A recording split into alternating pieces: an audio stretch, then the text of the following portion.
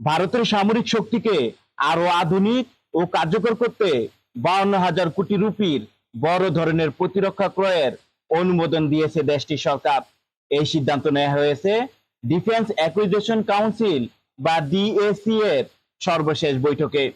এই অনুমোদনের আওতায় সেনাবাহিনী, বিমান বাহিনী এবং নৌবাহিনীর জন্য কেনা হবে অত্যাধুনিক ড্রোন, ক্ষেপণাস্ত্র, আকাশ প্রতিরক্ষা ব্যবস্থা এবং উন্নত নৌ প্রযুক্তি।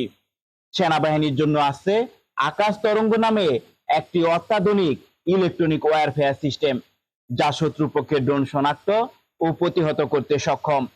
এছাড়া যুক্ত হবে মাঝারি এবং স্বল্প পাল্লার আকাশ প্রতিরক্ষা ব্যবস্থা, ট্যাঙ্কের সুরক্ষার জন্য অ্যাক্টিভ প্রোটেকশন সিস্টেম এবং জেট চালিত কামিকাজি ড্রোন। একই সঙ্গে ভারতের নিজস্ব প্রযুক্তিতে তৈরি man portable anti tank guided missile কেনারও অনুমোদন দেওয়া হয়েছে।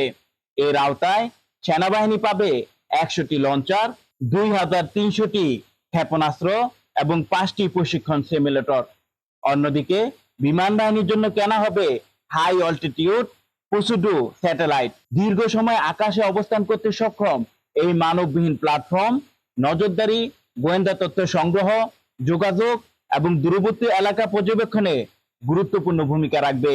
নৌবাহিনীর জন্য অনুমোদন দেওয়া হয়েছে জাহাজ ভিত্তিক আধুনিক ড্রোন, নতুন প্রজন্মের সমুদ্র মাইন এবং বৈদ্যুতিক প্রপালশন প্রযুক্তি পরীক্ষার জন্য একটি স্থলভিত্তিক পরীক্ষা কেন্দ্র স্থাপনের।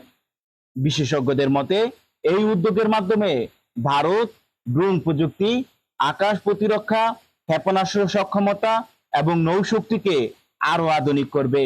পাশাপাশি দেশীয় প্রতিরক্ষা শিল্পকে আরো শক্তিশালী করে আত্মনির্ভরতার লক্ষ্য এগিয়ে নিয়ে যাবে।